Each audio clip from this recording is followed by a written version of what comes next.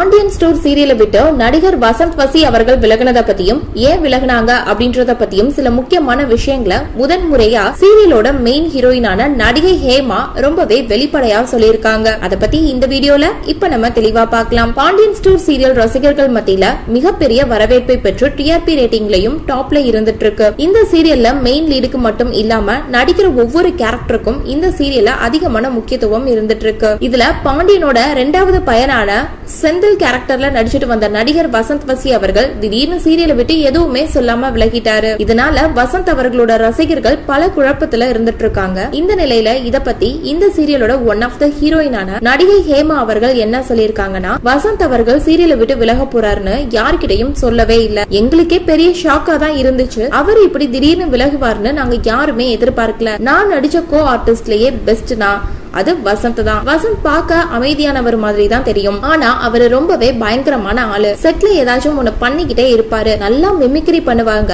Dance ஆடுவாங்க.